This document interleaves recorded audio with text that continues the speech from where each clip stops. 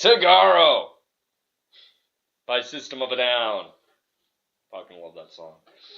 Like I said, that was the first song that Dev heard off of Mesmerize, and he actually thought that was going to be the song and single that they would base a video on and release on air and release on radio. Like, no. No, the guy singing that is cock so big. Good song though, a very good song. Alright, welcome back to the Shack. I am your host, Big Bad Blair Galuki on Spreaker, and we're talking about quitting things. Alright, so like I said, I quit a lot of things in life. I quit school. I quit smoking. I quit drinking for the most part. I calmed down drastically on my drinking because I used to be an everyday drinker. Now I'm just, whenever I fucking want to. And it's not every day. It's just, once in a blue moon I'll actually have a beer and I'll actually get drunk. Not anymore. No. I'm too much of an adult now. So when I started drinking, I was about 14, not really sure why I started drinking. Mostly because I felt like I saw my family, every family function I'd go to, and how good of a time my uncles were having with their friends, and how good of a time that I could be having with my friends if I drank. So I decided at that point I would drink and it would be fun. Yeah. It wasn't. Because my brothers and I ended up getting caught. We got busted. Pretty good.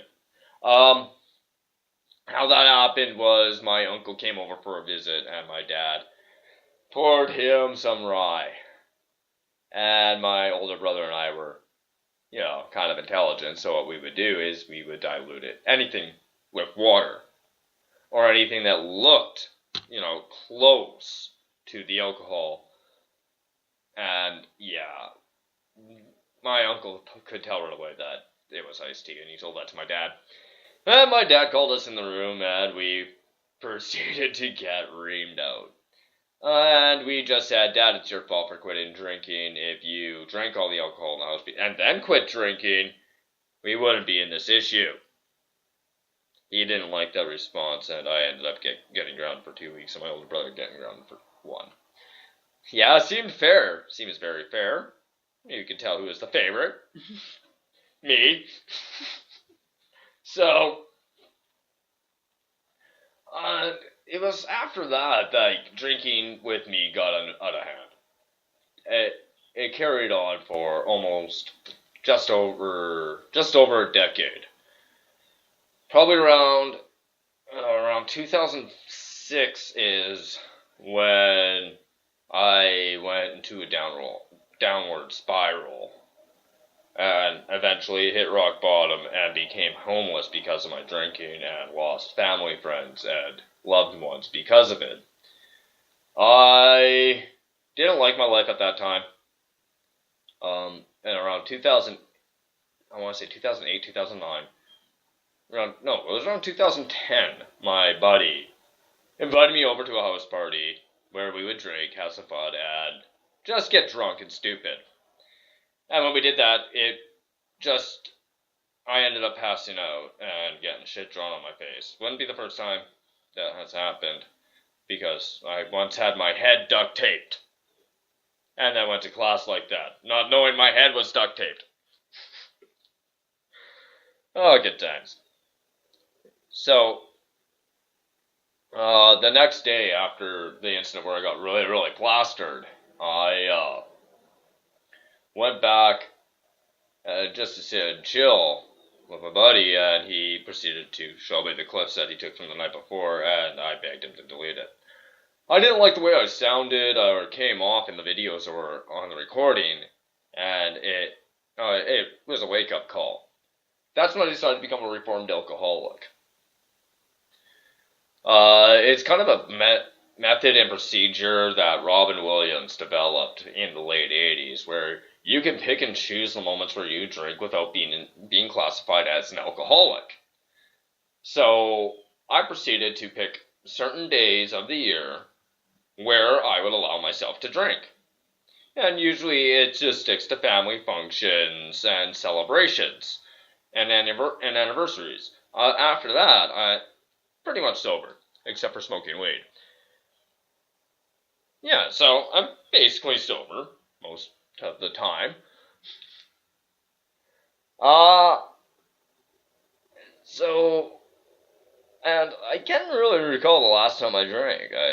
I believe it was about 2 weeks ago, maybe 3 weeks ago. I got drunk, and that's how few and far between. Like, it's pretty much once a month I'll get drunk. It's not all that often. It's not every day, so it's like once a month. So it's 12 months of the year I'm drunk, or even 5 months of the year I'm drunk. The rest of the time, I'm basically sober. Alright, so we're gonna keep this going a little bit more. Talk about some more funny incidents about me when I was drunk, and from what I remember when I was drunk. The best story I can think of is, I think it was 48 hours after I got evicted from 199 Colony Street. My older brother and I went back to Stonewall and decided that we'd get drunk. And it was the first night of court days, so we just got fucking just right intoxicated. We drank I myself drank a 2-6 Mickey Rye and 14 beers. And I did 7 of those beers through a fucking beer bong, and the last 2 I did on top of a fucking fire. What happened after that is a complete blank. My friends had to fill me in, but I woke up and I was groggy. I really didn't know what was going on. I was sitting in a lawn chair and my brother was carrying me. Then after that, I don't remember. And then I woke up in the morning and I'm like, wow, my leg kind of hurts. I'm like, why is the fucking blanket stuck to my leg? I'm like, oh, maybe it's just sweat. And I proceeded to test. You know that motion that you do when you're taking off a Band-Aid, one fluid motion. Did that. And I let out the worst scream of my entire fucking life. It hurt so much, and I didn't know why. And then I looked down at my leg, and it just looked like a giant fucking mess.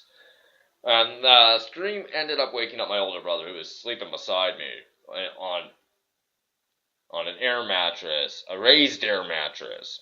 This is the guy that hid eviction notices on me and had me sleeping on the fucking ground. A guy that said, hey, money's coming, money's coming, money's coming. Money didn't come. I got evicted, got blacklisted because of him, and he had me sleeping on the ground. What a nice brother. See, that's the type of shit that wound up getting him disowned, thinking only of himself. Anyway, so he woke up and looked at me, and Mike Tyson's face tattoo? Yeah, he kind of had that going on his face, but it was road rash. I guess he wound up filling in the rest of the story, same with my cousin Chad. So Chad told me the first part. And I was showing off because, of course, there's a couple cute girls there, and, I wanted to be a show-off and drink and show them how much I could drink. I'm a country boy. I can drink a shitload. No, I can't. So what happened was the last 2 beers that I drank, that I beer bonged, were on top of a fire, and Chad was the one pouring into the beer bong. On the last one, the cops showed up and asked me politely to get off the fire, which I did, and I proceeded to slam my beer while on the ground, but when I was slamming it, I stumbled backwards and pressed my leg against the back metal bracing, or the back metal wall of the fire pit, which would explain the burn mark on the back of my leg. And after that, I couldn't really feel anything, so I went and sat down in the lawn chair. This is where Brian picked up the story and told me the rest of it. he was trying to find me. He saw that I was sitting in a chair, and him and another friend helped me up and started to walk me to the tent. We got up to the path, and that's where my buddy's like, you know what? I'm good, man. You got him the rest of the way. And Brian's like, yeah, don't worry. I got my little bro. I got him. Don't worry. Yeah, I'll make sure he's safe. We're not that far away from the campsite. So, on the path just after my buddy left, I became dead weight.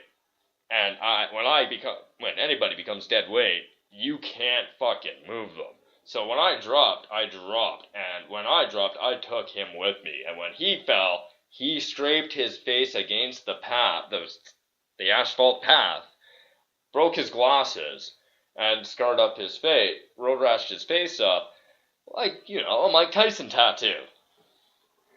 You know how they say karma's a bitch? Yeah, karma's a bitch. But yep, it was fun times. Just give me 1 second here. Just gotta have some medicine.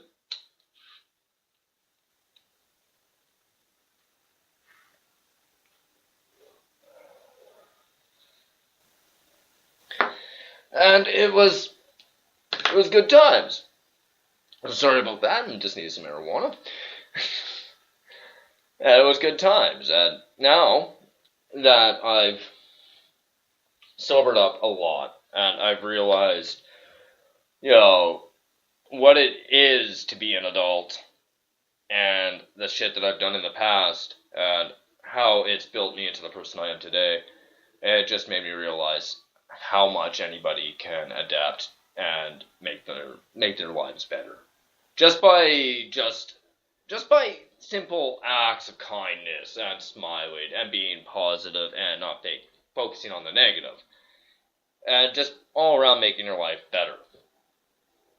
Alright, so, and I'm just going to go back to the quitting of smoking, because I find it's kind of like a toxic relationship and being involved with somebody that, isn't good for you, but you want to stick it out just because you feel an obligation.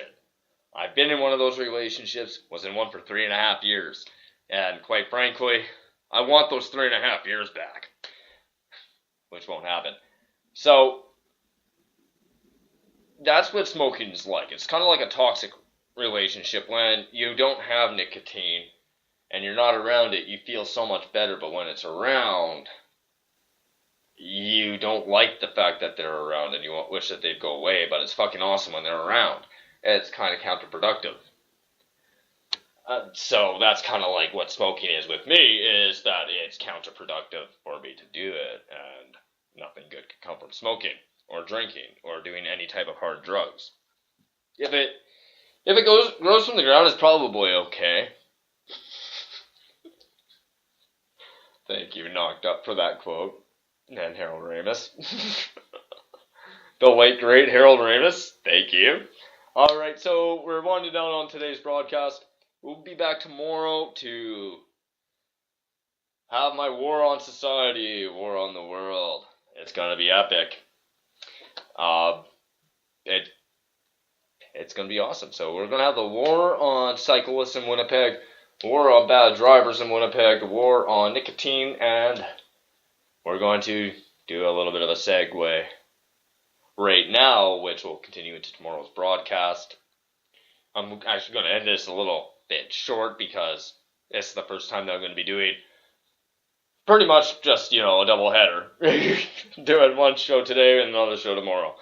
So, tomorrow's segue, this song is going to segue into tomorrow's episode, and where I am going to chronicle a little bit of the life and career of one of my favorite all-time musicians, the king of the grunge howl, Chris Cornell. With Chris Cornell, I grew up listening to him. My older brother, Brian, he had Soundgarden, Super Unknown, and I would steal that CD and listen to it because there's certain songs on there that I really, really enjoyed, and Like Suicide being one of them.